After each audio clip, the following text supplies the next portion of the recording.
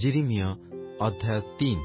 ଲୋକେ କହନ୍ତି, କେହି ଆପଣା ଭାର୍ଯ୍ୟାକୁ ତ୍ୟାଗ କଲେ ସେ ସ୍ତ୍ରୀ ତାହା ନିକଟରୁ ଯାଇ ଯେବେ ଅନ୍ୟ ପୁରୁଷର ହୁଏ, ତେବେ ତାହାର ସ୍ୱାମୀ କି ପୁନର୍ବାର ତାହା ନିକଟକୁ ଯିବ?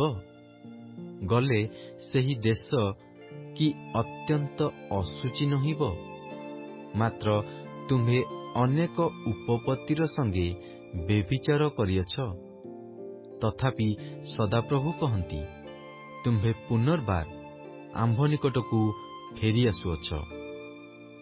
ଚକ୍ଷୁ ଟେକି ବୃକ୍ଷଶୂନ୍ୟଟିକର ସ୍ଥାନ ସବୁ ଦେଖ।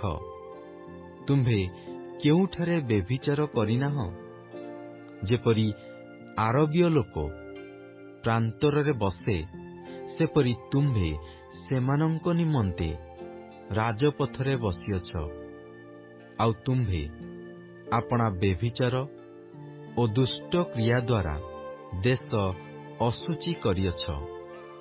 ଏହେତୁ ବୃଷ୍ଟି ନିବାରିତ ହୋଇଅଛି ଓ ଶେଷ ବର୍ଷା ହୋଇନାହିଁ। ତଥାପି ତୁମ୍ଭେ ବେଶ୍ୟାର କପାଳ ଧାରଣ କରିଅଛ। ତୁମ୍ଭେ ଲଜ୍ଜିତା ହେବାକୁ ଅସମତା ହୋଇଅଛ।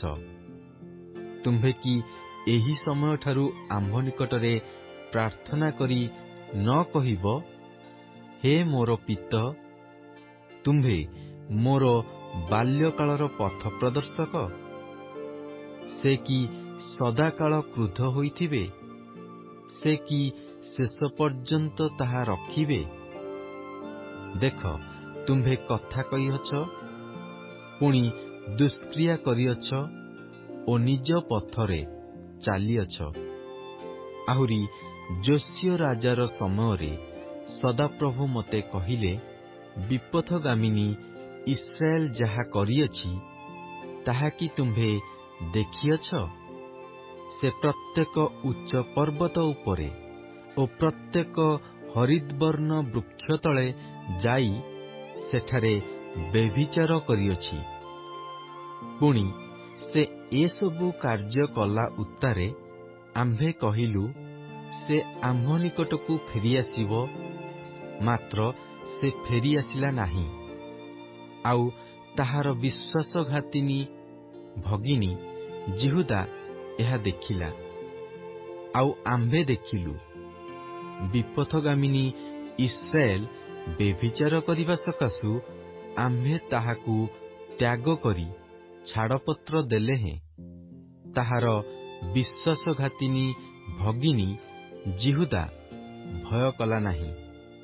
ମାତ୍ର ସେ ମଧ୍ୟ ଯାଇ ବ୍ୟଭିଚାର କଲା। ତାହାର ବ୍ୟଭିଚାରର ଅଖ୍ୟାତିରେ ଦେଶ ଅଶୁଚି ହେଲା ଓ ସେ ପଥର ଓ କାଠ ସଙ୍ଗରେ ବ୍ୟଭିଚାର କଲା। ପୁଣି ଏସବୁ ହେଲେହେଁ ତାହାର ବିଶ୍ୱାସଘାତିନୀ ଭଗିନୀ ଯିହୁଦା ଆପଣା ସର୍ବାନ୍ତଃକରଣ ସହିତ ନୁହେଁ, ମାତ୍ର କପଟ ଭାବରେ ଆମ୍ଭ ପ୍ରତି ଫେରିଅଛି, ଏହା ସଦାପ୍ରଭୁ କହନ୍ତି।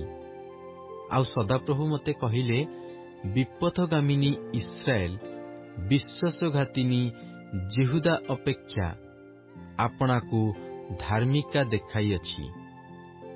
ତୁମ୍ଭେ ଯାଇ ଉତ୍ତର ଦିଗ ଆଡ଼େ ଏହି କଥା ପ୍ରଚାର କରି କୁହ, ହେ ବିପଥଗାମିନୀ ଇସ୍ରାଏଲ, ସଦାପ୍ରଭୁ କହନ୍ତି, ତୁମ୍ଭେ ଫେର।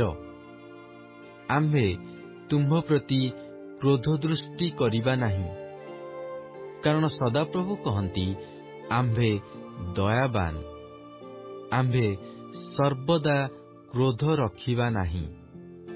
ସଦାପ୍ରଭୁ କହନ୍ତି, ତୁମ୍ଭେ ଯେ ସଦାପ୍ରଭୁ ଆପଣା ପରମେଶ୍ୱରଙ୍କ ବିରୁଦ୍ଧରେ ଅପରାଧ କରିଅଛ ଓ ପ୍ରତ୍ୟେକ ହରିଦ୍ବର୍ଣ୍ଣ ବୃକ୍ଷ ତଳେ ବିଦେଶୀୟମାନଙ୍କ ନିକଟକୁ ଯାଇ ଭ୍ରମଣ କରିଅଛ ଓ ଆମ୍ଭ ରବରେ ମନୋଯୋଗ କରିନାହଁ, ଆପଣାର ଏହି ଅଧର୍ମାଚରଣ କେବଳ ସ୍ୱୀକାର କର।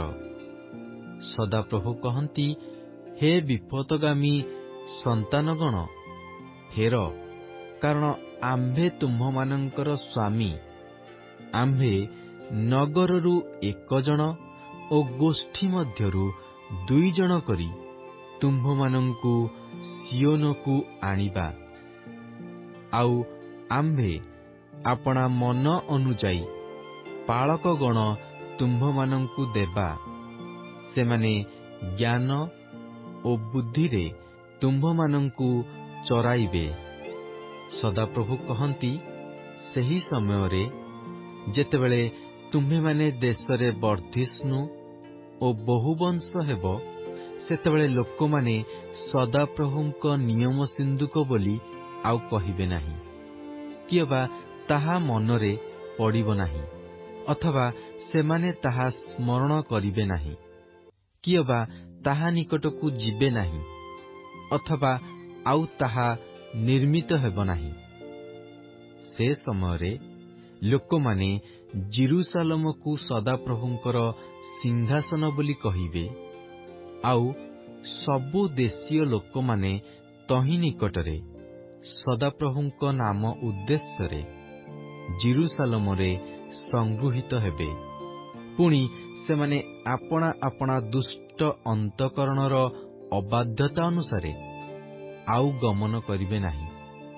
ସେ ସମୟରେ ଯିହୁଦା ବଂଶ ଇସ୍ରାଏଲ ବଂଶ ସଙ୍ଗେ ଗମନ କରିବେ ଓ ସେମାନେ ଉତ୍ତର ଦେଶରୁ ଏକତ୍ର ବାହାରି ତୁମ୍ଭମାନଙ୍କର ପୂର୍ବପୁରୁଷଗଣକୁ ଅଧିକାର ନିମନ୍ତେ ଆମ୍ଭର ଦତ୍ତ ଦେଶକୁ ଆସିବେ।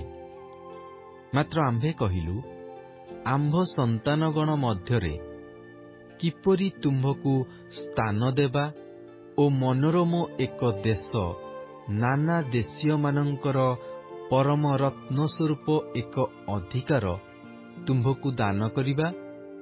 ପୁଣି ଆମ୍ଭେ କହିଲୁ, ତୁମ୍ଭେମାନେ ଆମ୍ଭକୁ ହେ ମୋର ପିତ ବୋଲି ଡାକିବ ଓ ଆମ୍ଭ ପଶ୍ଚାଦ୍ଗମନରୁ ବିମୁଖ ନୋହିବ। ସଦାପ୍ରଭୁ କହନ୍ତି, ଯେପରି କୌଣସି ଭାର୍ଯ୍ୟା ବିଶ୍ୱାସଘାତକତା ପୂର୍ବକ ଆପଣା ସ୍ୱାମୀକି ଛାଡ଼ିଯାଏ, ସେପରି ହେ ଇସ୍ରାଏଲ, ତୁମ୍ଭେ ନିଶ୍ଚୟ ଆମ୍ଭ ପ୍ରତି ସେହି ପ୍ରକାର ବିଶ୍ୱାସଘାତକତା କରିଅଛ।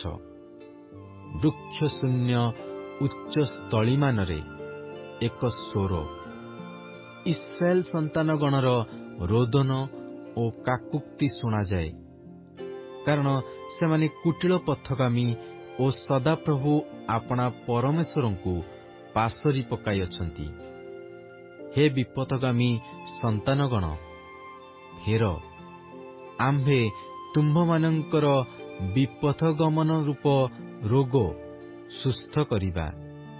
ଦେଖ, ଆମ୍ଭେମାନେ ତୁମ୍ଭ ନିକଟକୁ ଆସିଅଛୁ, କାରଣ ତୁମ୍ଭେ ସଦାପ୍ରଭୁ ଆମ୍ଭମାନଙ୍କର ପରମେଶ୍ୱର ଅଟ। ଉପପର୍ବତ ସମୂହରୁ, ପର୍ବତମାନର ଉପରିସ୍ଥ କୋଳାହଳରୁ ଅପେକ୍ଷିତ ଉପକାର ନିତାନ୍ତ ବ୍ୟର୍ଥ।